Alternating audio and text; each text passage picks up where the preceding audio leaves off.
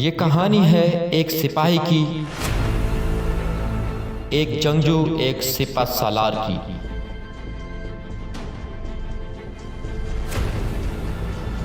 ہزاروں دشمنوں پر غالب اسلام کا بہترین سپہ سالار خالد بن ولید۔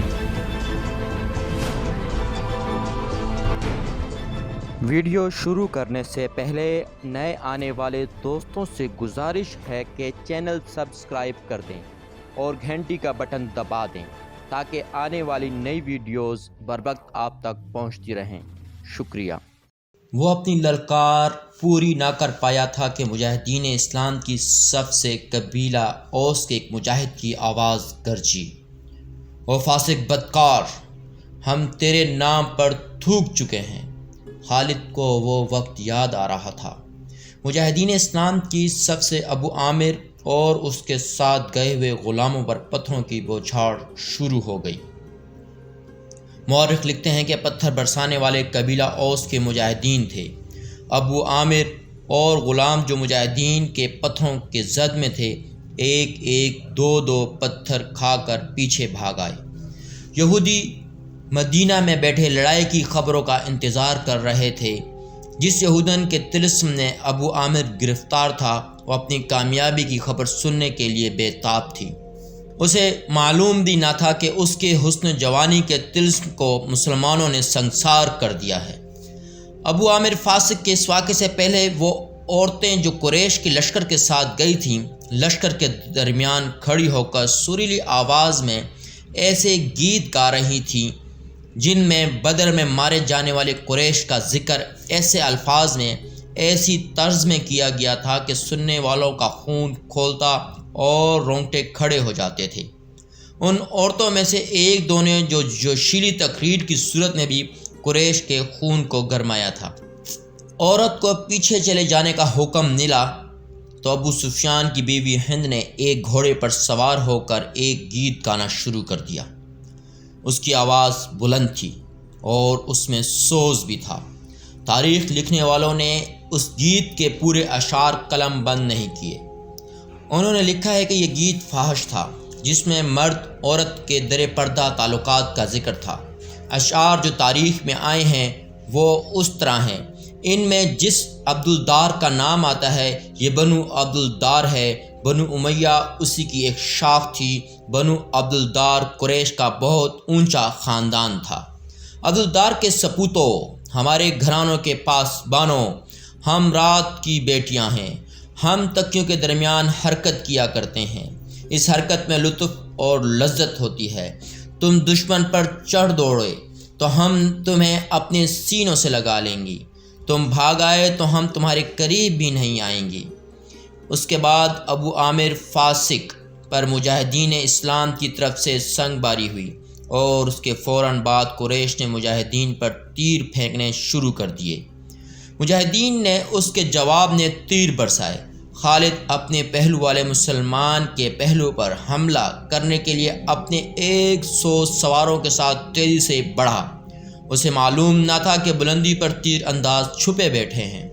اس کے سوار بے دھڑک چلے آ رہے تھے۔ راستہ ذرا تنگ تھا، سواروں کو آگے پیچھے ہونا پڑا۔ خالد سوچ سمجھ کر اپنے سوار دستے کو اس پہلو پر لایا تھا۔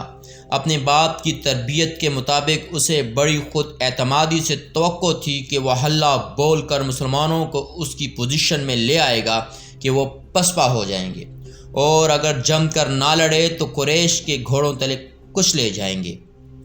مگر مسلمانوں کے پہلو سے اس کے سوار ابھی دور ہی تھے کہ اوپر سے تیر اندازوں نے اس کے اگلے سواروں کو نہ آگے جانے کے قابل چھوڑا، نہ وہ پیچھے ہٹنے کے قابل رہے۔ ایک ایک سوار کئی کئی تیر کھا کر گرا، اور جن گھوڑوں کو تیر لگے انہوں نے خالد کے سوار دستے کے لیے قیامت بپا کر دی۔ پیچھے والی سواروں نے گھوڑے موڑے اور پسپا ہو گئے۔ ادھر قریش کی عورتوں نے دف اور ڈھولک کی تھاپ پر وہی گیت گانا شروع کر دیا جو ہند نے اکیلے گایا تھا۔ عبدالدار کے سپوتوں، ہم رات کی بیٹیاں ہیں، ہم تم تکیوں کے درمیان۔ مورخ واقعی لکھتا ہے کہ عربی جنگجوؤں کو اس وقت رواج کے مطابق ایک ایک جنگجو کے لڑنے کا مرحلہ آیا۔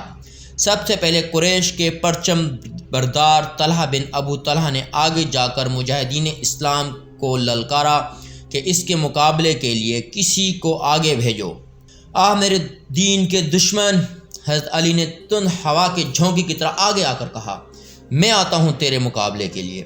طلحہ اپنے قبیلے کا پرچم تھامے تلوار لہراتے ہوئے بھپرا ہوا آیا، مگر اس کا وار ہوا کو چیرتا ہوا گزر گیا۔ وہ ابھی سنبھل ہی رہا تھا کہ حضرت علی رضی اللہ تعالیٰ عنہ کی تلوار نے اسے ایسا گہرا زخم لگایا کہ پہلے اس کا پرچم گرا، پھر وہ خود گرا۔ قریش کا ایک آدمی دوڑا آئے اور پرچم اٹھا کر پیچھے چلا گیا۔ علی رضی اللہ تعالیٰ عنہ اسے بھی گرا سکتے تھے مگر انفرادی مقابلوں میں یہ رواج نہ تھا۔ طلحہ کو اٹھا کر پیچھے لے آئے۔ اس کے خاندان کا ایک اور آدمی آگے بڑھا، میں انتقام لینے کا پابند ہوں۔ وہ للکار کے آگے آیا، علی میری تلوار کی کاٹ دیکھ۔ حضرت علی رضی اللہ تعالیٰ عنہ خاموشی سے اس کے مقابلے پر آ گئے۔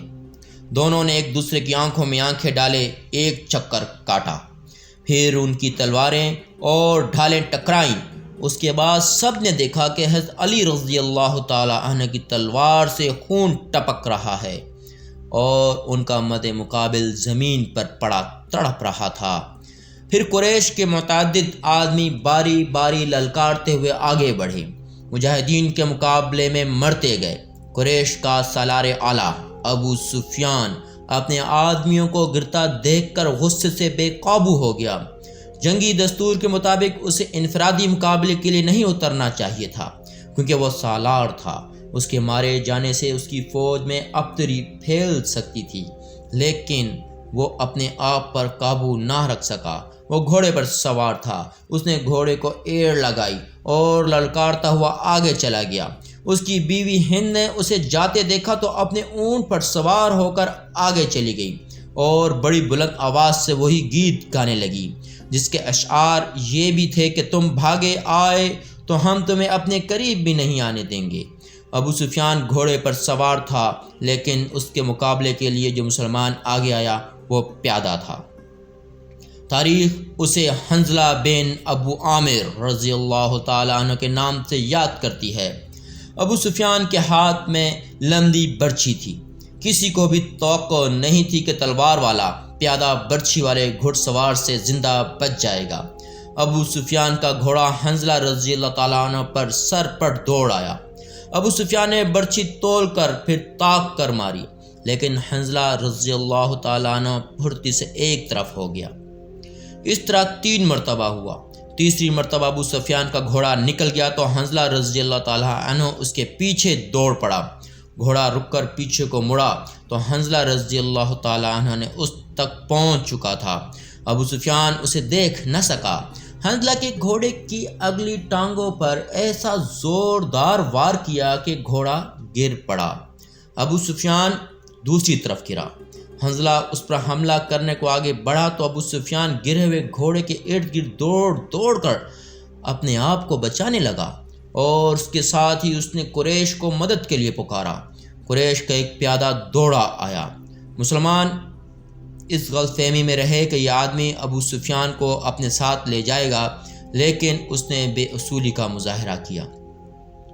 پیچھے سے حنظلہ رضی اللہ تعالیٰ عنہ پر وار کر کے اسے شہید کر دیا۔ ابو سفیان اپنی صفوں میں بھاگ گیا۔ آخری مقابلے کے لیے قریش کی طرف سے عبدالرحمن بن ابو بکر آیا۔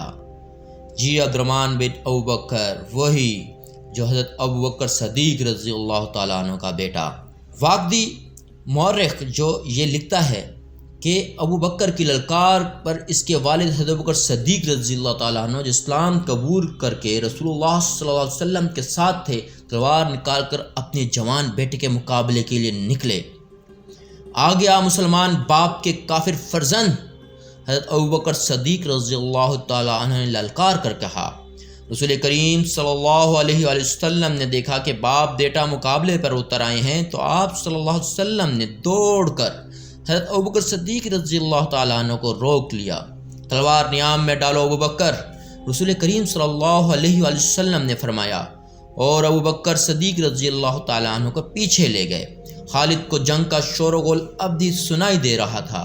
وہ منظر اس کی آنکھوں نے اپنی پلکوں میں محفوظ کر رکھا تھا۔ انفرادی مقابلے ختم ہوتے ہی قریش نے مسلمانوں پر حلہ بول دیا۔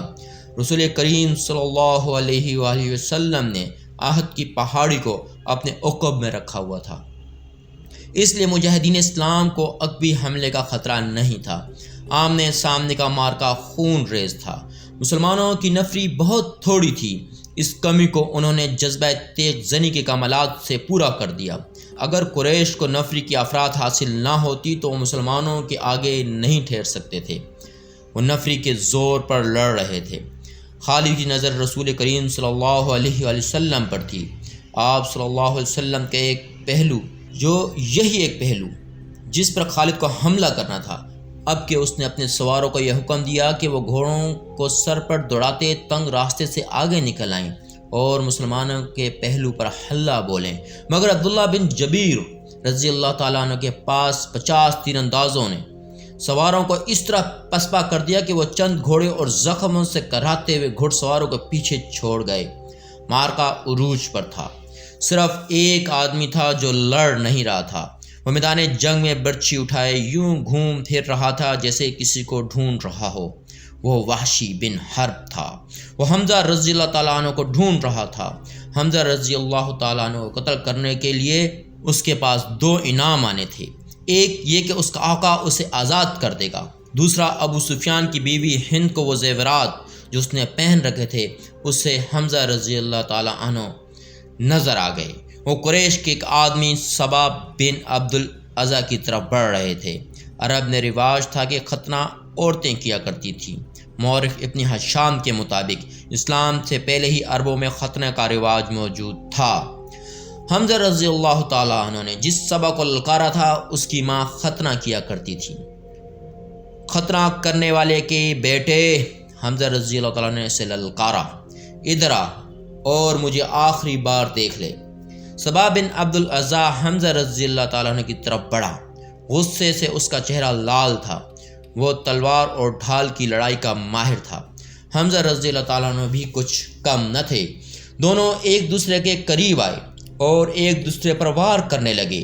دونوں کی ڈھالیں وار روک رہی تھیں۔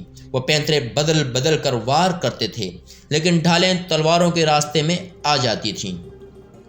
اس وقت وحشی بن حرب جھکا ہوا آہستہ آہستہ ان کی طرف بڑھ رہا تھا۔ اسے زمین اور جھاڑیوں نے اوٹ دے رکھی تھی۔ حمزہ رضی اللہ تعالیٰ عنہ اپنے دشمن کی آنکھوں میں دیکھ رہے تھے۔ صبا کے سوا انہیں کچھ بھی نظر نہیں آ رہا تھا۔ وحشی ان کے قریب پہنچ گیا۔ برچھی نشانے پر پھینکنے کا وہ ماہر تھا۔ وہ اتنا قریب ہو گیا جہاں سے اس کی برچھی خطا نہیں جا سکتی تھی۔ وہ اٹھ کھڑا ہوا اور برچھی کو ہاتھ میں تولا، پھر اسے پھینکنے کی پوزیشن میں لایا۔ حمزہ رضی اللہ تعالیٰ عنہ نے صبا پر یکے بعد دیگر تیزی سے 2-3 وار کیے۔ آخر وار ایسا پڑا کہ حمزہ رضی اللہ تعالیٰ عنہ کی تلوار صبا کے پیٹ میں اتر گئی۔ حمزہ رضی اللہ تعالیٰ عنہ تلوار کو اس کے پیٹ سے اس طرح نکالی کہ اس کا پیٹ اور زیادہ پھٹ گیا اور وہ حمزہ رضی اللہ تعالیٰ عنہ کے قدموں میں گر پڑا۔ حمزہ رضی اللہ تعالیٰ عنہ ابھی سنبھلے ہی تھے کہ وحشی نے ان پر پوری طاقت سے برچھی پھینکی۔ فاصلہ بہت کم تھا۔ برچھی حمزہ رضی اللہ تعالیٰ عنہ کے پیٹ میں اتنی زیادہ اتر گئی کہ حمزہ رضی اللہ تعالیٰ عنہ کے پیٹ سے آگے نکل گئی۔ حمزہ رضی اللہ تعالیٰ عنہ گرے نہیں، انہوں نے ادھر ادھر دیکھا، انہیں وحشی دکھائی دیا۔ حمزہ رضی اللہ تعالیٰ عنہ برچھی اپنے جسم میں لیے ہوئے وحشی کی طرف بڑھے۔ وحشی جہاں کھڑا تھا وہیں کھڑا رہا۔ حمزہ رضی اللہ تعالیٰ عنہ 4-5 قدم چل کر گر پڑے۔ وحشی ان کے جسم کو ہلتا جلتا دیکھتا رہا۔ جب جسم کی حرکت بند ہو گئی تو وحشی ان تک آیا۔ وہ شہید ہو چکے تھے۔ وحشی نے ان کے جسم سے برچھی نکال لی اور چلا گیا۔ اب وہ ہند اور اپنے آقا جبیر بن مطعم کو ڈھونڈنے لگا۔